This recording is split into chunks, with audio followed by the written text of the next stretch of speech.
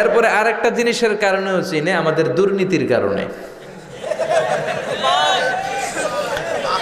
Corruption আছে না নাই? সবাই কয় হুজুর তো এতক্ষণ ভালো লাইনে আসিল, এখন আবার কোন লাইন ধরলো? দুর্নীতি আছে না নাই? জোরে বলেন। আমাদের দেশের প্রত্যেকটা সরকারি অফিসের রন্ধ্রে রন্ধ্রে দুর্নীতি। আমরা আলহামদুলিল্লাহ 3 বার চ্যাম্পিয়ন হয়েছি দুর্নীতিতে। তৃতীয়বার আমাদের সাথে যুগ্মভাবে চ্যাম্পিয়ন হয়েছে হাইতি। এই স্বাধীনতার স্থপতি বঙ্গবন্ধু শেখ মুজিবুর রহমান অনেক চেষ্টা করছে দুর্নীতি বন্ধ করার জন্য, কিন্তু পারে নাই। পারবে কেমনে? উনি যে দল গঠন করছে ওই দলের লোকদের মধ্যে দুর্নীতিবাজ আছে, না নাই? শুধু এই দল না, প্রত্যেক দলের ভিতরেই দুর্নীতিবাজ। আমরা যাবো কই? আমাদের তো নতুন কোনো অপশন নাই। সরকার আসে, সরকার যায়, দেশের চেহারা পাল্টায় না। এজন্য আমাদের প্রিয় নেতা বঙ্গবন্ধু শেখ মুজিবুর রহমান খুব আফসোস করে বলেছিলেন, কোন দেশ পায় তেলের খনি, কেউ পায় গ্যাসের খনি, কেউ পায় সোনার খনি, আমি পাইছি চোরের খনি। বাড়িয়ে বললাম না তো? 1973 সাল, স্বাধীনতার 2 বছর পরের ঘটনা। বাংলাদেশে প্রচণ্ড শীত, হাড় কাঁপানো শীতে উত্তরবঙ্গের বুড়াগুলা মরতে আরম্ভ করছে। বঙ্গবন্ধু গোটা বিশ্বের নেতাদেরকে আহ্বান করে বললেন, আমার দেশের শীতে মানুষ মরে, আপনারা কম্বল পাঠান। আন্তর্জাতিক সহায়তার অংশ হিসেবে কম্বলের প্লেন আসতে শুরু করলো, কার্গো বিমান দিয়ে কম্বল আসতে আসতে আসতে আসতে 7.5 কোটি কম্বল আসলো। বঙ্গবন্ধু আফসোস করে বললেন, 7.5 কোটি বাঙালি, 7.5 কোটি কম্বল, আমার কম্বল কই? নিজেই কম্বল পায় নাই। এজন্য উনি চেষ্টা করেছে, কিন্তু অনেক মন্ত্রীদের কারণে দুর্নীতি বন্ধ হয় না। আফসোসের সাথে বলতে হয়, আমাদের অর্থমন্ত্রী বলে 1,500 কোটি টাকা কোনো টাকাই না, এটা কোনো ব্যাপারই না। আবার ঘুষের একটা নতুন নাম উনি আবিষ্কার করছে, স্পিড মানি। উনি বলতেছে ঘুষ হচ্ছে স্পিড মানি, ঘুষ খাইলে কাজের স্পিড বাড়ে। আবার শিক্ষামন্ত্রীও কম যান না, উনি গত মাসে বললেন ঘুষ খান, তবে সহনীয় মাত্রায় খান। আছে না নাই? মানুষ পাগল হইলে বান্ধে রশি দিয়া, রশি পাগল হইলে বানবেন কি দিয়া? ছোটবেলা শুনছি সর্ষে দিয়ে নাকি ভূত তারা, এখন সর্ষের ভিতরে ঢুকছে ভূত। बर्बादे गुलिस्तान के लिए एक ही उल्लू काफी है, गुलिस्तान की हर शाख में उल्लू बैठे हैं, फिर अंजाम में गुलिस्ता क्या होगा? चिल्लाए कोन ठीक किना? একটা ফুলের বাগান নাকি তছনছ করে দিতে একটা হুতুম পেঁচাই যথেষ্ট। এখন ফুল বাগানের গাছে গাছে, শাখায় শাখায়, ডালায় ডালায় হুতুম পেঁচা। ফুল বাগানের নসিবে কি আছে আল্লাহ ছাড়া কেউ জানে না। 1971 সালের 9 মাসের রক্তক্ষয়ী যুদ্ধের মধ্য দিয়ে আল্লাহ বাংলাদেশ নামক এক ফুল বাগান আমাদেরকে দিয়েছে। এজন্য কোনো দুর্নীতিবাজদের হাতে এই ফুল বাগানকে ছেড়ে দেওয়া যাবে না। চিল্লায় বলো ঠিক কিনা? এই বাংলার জমিনে কোরআনের আইনের দরকার আছে না নাই? কোরআনের আইন চালু হয়ে গেলে একটা দুর্নীতিবাজও থাকবে না। কোরআন কি দুর্নীতির পক্ষে না বিপক্ষে? আমাদের এদেশের 17 কোটি মানুষের প্রধানমন্ত্রী, আমাদের প্রিয় মাননীয় প্রধানমন্ত্রী শেখ হাসিনা অনেক চেষ্টা করে যাচ্ছেন দুর্নীতি বন্ধ করার জন্য, পারতেছে না। দুদক হয়ে গেছে ল্যাংড়া দুদক। ওই দুদকের ভিতরে দুর্নীতি আছে না নাই? তো এই জন্য শুধু দুদক দিয়ে দুর্নীতি বন্ধ করা যায় না। দুর্নীতি বন্ধ করার জন্য আল্লাহ একটা কিতাব পাঠিয়েছে। কিতাবটার নাম কি? চিল্লায় বলেন কি নাম? এই কোরআনের আইন বাংলাদেশে চালু হোক আমরা চাই। চাই। কোরআনের আইনের বিরুদ্ধে কোনো আইন হইলে আমরা মানব? কথা বলেন মুসলমান, আমরা মানব?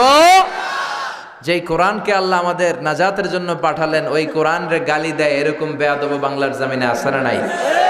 এদের সাথে আমাদের কোনো সম্পর্ক। নতুন এক নাস্তিকের পয়দা হয়েছে, নাম আসাদ নূর। ফেসবুকে লাইভে এসে বলেছে, আমি প্রতিদিন সকালে কোরআনের উপরে পেশাব করব। এটা কি মানুষ? ন মানুষ। এটা জাহান্নামের নরকী, এটার পিতৃ পরিচয়হীন জারদ সন্তান। জোরে কোন ঠিক কিনা? মাননীয় প্রধানমন্ত্রীর উচিত এই বেয়াদবটাকে শুক্রবারে জুমার নামাজের পর বাইতুল মোকাররমের স্কয়ারে লক্ষ মানুষের সামনে ফাঁসির রশিতে ঝুলিয়ে দেয়া।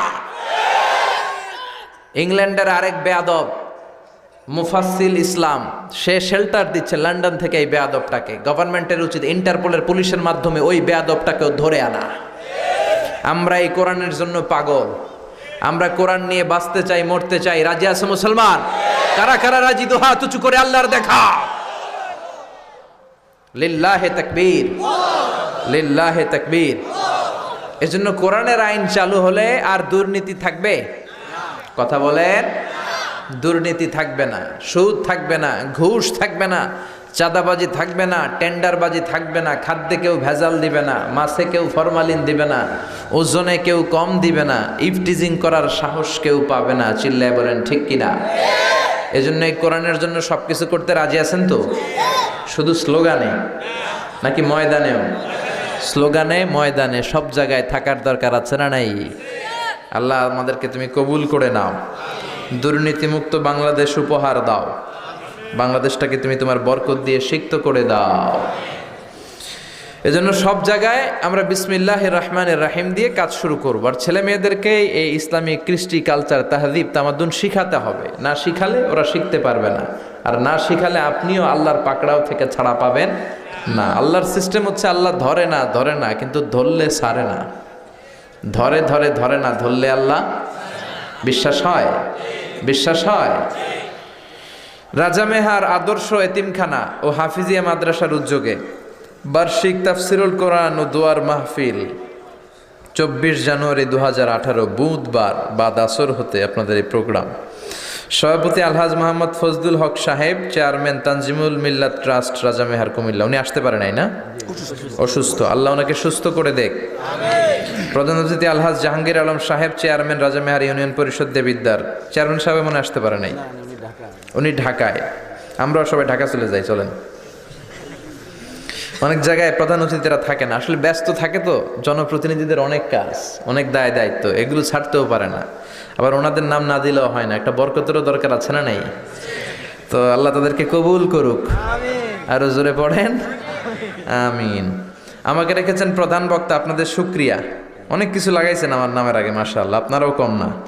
আন্তর্জাতিক খ্যাতি সম্পন্ন, অনেক জায়গায় লেখে বাতিলের আতঙ্ক, এরপরে লেখে সারা পৃথিবী কাঁপায় দিছে। বাংলাদেশই কাঁপে না, সারা পৃথিবী নাকি কাঁপায় দিছে। এগুলো খুব খারাপ, অতিরিক্ত তোষামোদি ঠিক না। বিশ্বনবী ছিলেন the amazing personality ever in the world, পৃথিবীর সবচেয়ে শ্রেষ্ঠ ব্যক্তিত্ব। ওনার নামের আগে অতিরিক্ত টাইটেল নাই, এক শব্দে নাম মোহাম্মদ, মিম হা মিম দাল। কি নাম? বললেই কলিজাটা ঠান্ডা হয়ে যায়। এজন্য বিশ্বনবী বলতেন, আল্লাহুম্মা জাআলনি সাবুরা ওয়া জাআলনি শাকুরা ওয়া জাআলনি ফি আইনি সাগীরা ওয়া ফি আয়ুনিন নাসি কাবীরা। আল্লাহ, আমারে আপনি শুকরগুজার বানান, আমারে আপনি ধৈর্যশীল বানান, আমার চোখে আমারে আপনি ছোট বানান, গোটা বিশ্বের মানুষের চোখে আপনি আমারে বড় বানান। এজন্য নিজের চোখে নিজে ছোট থাকবেন, তাহলে গোটা বিশ্বের চোখে আপনারে বড় করে দিবে কে? আর নিজের চোখে যদি নিজে বড় হইতে চান, শেষ, আমও শেষ, সালাও, দুনিয়া শেষ, আখিরাতও শেষ। এজন্য বড় হওয়া যাবে না, বড় আল্লাহ করবে। নিজে বড় বড় বলা যাবে না নিজেকে, আমি বড় বাহাদুর, আমি লাট সাহেব, আমি অমুক, আমি আলহাজ। আবার আমাদের সমাজে আলহাজ নাম না লাগালে হাজিরা চেতে যায়, আছে না নাই? এটাও খুব খারাপ। বিশ্বনবী বলেছেন, আর শিরকুল আসগার, ছোট শিরকের মধ্যে সবচেয়ে ভয়ঙ্কর হচ্ছে শো অফ, মানে আর রিয়া, লোক দেখানো মনোভাব। এটা এখন মহামারী আকার ধারণ করেছে। আপনি হজ করেছেন কারে খুশি করার জন্য, তো আলহাজ লাগাতে হবে কেন? তাহলে আপনি নামের আগে মুসল্লি লাগান না কেন? আপনি তো নামাজও পড়েন, আপনার নাম হওয়া দরকার আল মুসল্লি, আল হাজ, আল মুজাক্কি, আল সায়েম, কুতুবুদ্দিন। মানে নামাজ পড়েন এজন্য আল মুসল্লি, হজ করছেন এজন্য আল হাজ, জাকাত দেন তাই মুজাক্কি, রোজা রাখেন তাই আস সায়েম। তো ওগুলো লাগান না কেন? এজন্য এই লোক দেখানো মানসিকতা পরিহার করতে হবে। আপনার কাজের মধ্যে যদি রিয়া ঢুকে যায়, ওইটা আল্লাহ অ্যাকসেপ্ট করে না। চিল্লায় কোন ঠিক কিনা? আল্লাহ এই লোক দেখানো মনোভাব থেকে আমাদেরকে তুমি বাঁচাও। তো বিশ্বনবী অল্প কথা পছন্দ করতেন, নিজে কথা বলতেনও কম। জাওয়ামিউল কালিম, বিশ্বনবীর কথাগুলোকে বলা হয় জাওয়ামিউল কালিম। কথা কম, কিন্তু এটার ইনফ্লুয়েন্স, ইম্প্যাক্ট মানুষের হৃদয়ের মধ্যে ছিল পাহাড় সমান। বিশ্বনবী ছোট্ট ছোট্ট শব্দ বলতেন, বাক্য বলতেন, ওইটার ব্যাখ্যা করতে গেলে 10 ভলিউম 20 ভলিউমেও শেষ হয় না। আজও বিশ্বনবীর কথা নিয়ে রিসার্চ হয়, পিএইচডি হয়। আমি এমফিল করেছি এমব্রয়োলজির উপর, ভ্রূণ তত্ত্ব, how the little embryo develops in mother's womb. মায়ের পেটে বাচ্চার ছোট্ট ভ্রূণটা কেমন করে ডেভেলপ করে, বিশ্বনবীর হাদিসে এই কথা আছে না নাই? আমরা সবাই ছিলাম a very little sperm drop, then the blood clot, and then finally the little flash, ছোট্ট নাপাক পানি, সেখান থেকে জমাটবদ্ধ রক্ত। সেখান থেকে আমরা হলাম এক টুকরা গোশত মায়ের পেটে। তারপরে আল্লাহ গোশতের ভেতরে আমাদের স্কেলিটন ঢুকায় দিলেন, আমাদের মাথার স্কাল দিলেন, আমাদের হেয়ারিং সিস্টেম চালু করে দিলেন, আমাদের স্মেলিং সিস্টেম চালু করে দিলেন, আমার একটা স্পাইনাল কর্ড দিলেন, আমাকে সুন্দর অবয়বে মানুষ করে পাঠালেন। এই সায়েন্টিফিক ইন্ডিকেশনসগুলো আল্লাহর কোরআনে আছে না নাই?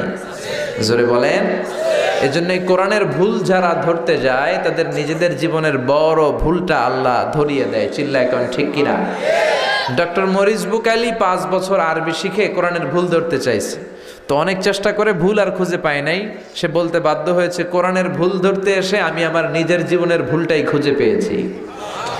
সুবহানাল্লাহ বাড়িতে যেয়ে বললেন, আর জোরে পড়েন আল্লাহু আকবার। এই জন্য কোরআনের আওয়াজকে থামায় দেয়া যায় না। অনেকে কোরআনের মাহফিলকে বন্ধ করতে চায়, এরকম বেয়াদব আছে না নাই? আপনি কয় মাহফিল বন্ধ করবেন মিয়া? এদিকে 10টা বন্ধ করলে আরেক থানায় 20টা চালু হয়ে গেছে। এক মুফাসসিররে আপনি নিষিদ্ধ করবেন, 10 মুফাসসির পয়দা হয়ে যাবে। এক মুফাসসির কারাগারে তো লক্ষ মুফাসসির ঘরে ঘরে, ঠিক কিনা? কোরআনের আওয়াজকে থামিয়ে রাখা যায় না। ইউরিদুনা লিইউতফিউ নূরাল্লাহ ওয়াল্লাহু মুতিম্মু নূরিহি ওয়ালাউ কারিহাল মুশরিকুন। কাফিররা চায় কোরআনের আলোকে, কোরআনের শক্তিকে থামিয়ে দিবে। আল্লাহ বলে, খবরদার, কিয়ামত পর্যন্ত কোরআনের আলো আমি জ্বালিয়েই দেব। আপনি থামাতে পারবেন না। ইউরোপ আমেরিকাতে এখন বানের পানির মতো লোকজন কালিমা পড়ে মুসলমান হয়। এই নিউজগুলো মেইন স্ট্রিম মিডিয়াগুলোতে আসে না। সিএনএন, তারপর বিবিসি, ব্রিটিশ ব্রডকাস্টিং কর্পোরেশন এগুলো কভার করে না, কারণ এই নিউজগুলো আসলে পুরো পৃথিবীতে কাঁপাকাঁপি শুরু হয়ে যাবে, ঠিক কিনা? আমেরিকাতে প্রথমে কালিমা পড়ে মুসলমান হলো বক্সার মোহাম্মদ আলী। সেই 1960-এর দশকের কথা। গত বছর 2 বছর আগে লোকটা মারা গেল। সে যখন কালিমা পড়ে মুসলমান হলো, পুরো আমেরিকাটা নড়ে চড়ে উঠলো। এরপরে আমেরিকাতে আবার কালিমা পড়ে মুসলমান হলো নীল আর্মস্ট্রং। আপনারা তার নাম শুনে থাকবেন। চাঁদে নেমেছিল 1969-এ। অ্যাপোলো 11 দিয়ে এডউইন অলড্রিন, মাইকেল কলিন্সকে নিয়ে নাসার বিজ্ঞানীরা ওরা চাঁদে নেমেছিল। সে চাঁদে নেমে দেখে চাঁদের এই মাথা থেকে ওই মাথা ফাটা। পৃথিবীতে এসে জানতে পারলো বিশ্বনবী নাকি আঙ্গুলের ইশারায় চাঁদকে ফাটিয়েছেন। এই ঘটনাতে প্রভাবিত হয়ে কালিমা পড়ে নীল আর্মস্ট্রং মুসলমান। আমেরিকায় আরেকটা ধাক্কা লাগলো। এবার একটু আগে যে গল্প করলাম, ফ্রান্সের বিখ্যাত সার্জন ডক্টর মরিস বুকাইলি, সেও কোরআন নিয়ে গবেষণা করে আল্লাহ তার চোখ খুলে দিল, সেও কালিমা পড়ে মুসলমান। তার নাম রেখেছে সোলাইমান। আগে ছিল মরিস বুকাইলি, ক্রিশ্চিয়ান, ফ্রেঞ্চ ভাষাভাষীর লোক। এবার ইউরোপে পড়লো আরেক ধাক্কা। এইভাবে সেলিব্রিটিরা কালিমা পড়ে মুসলমান হতে শুরু করলো। পাকিস্তানের ক্রিকেট তারকা ইউসুফ ইওয়ানা 2006 সালে খ্রিস্টান ছেলেটা কোরআনের বাণী শুনে কালিমা পড়ে মুসলমান হয়েছে। নাম রেখেছে মোহাম্মদ ইউসুফ। খোদ আমেরিকার যুবমন্ত্রী জসুয়া এভান্স কালিমা পড়ে মুসলমান। আমেরিকার পপ স্টার মাইকেল জ্যাকসন কালিমা পড়ে মুসলমান। তামিল নায়িকা, ভারতের তামিল নায়িকা মানিকা রেহা মারতিরাজ কালিমা পড়ে মুসলমান। নাম রেখেছে রাহিমা। কি নাম? রাহিমা। নেলসন ম্যান্ডেলার আপন নাতি ম্যান্ডেলা 2016 সালে কালিমা পড়ে মুসলমান। আপনি কয়টা আটকায় রাখবেন? After the Twin Tower attack, the number of Muslim community in United States of America already have been doubled. Twin tower অ্যাটাকের পরে আমেরিকায় মুসলমানের সংখ্যা আগে যা ছিল এখন ডবল হয়ে গেছে। খোদ আমেরিকায় এখন মসজিদের সংখ্যা 3500। সুবহানাল্লাহ। আরেকটু আসতে বলেন। এজন্য কোরআনের আওয়াজকে কেউ থামায় রাখতে পারবে? ইসলামের বাতিকে নিভায়ে দেয়া যাবে?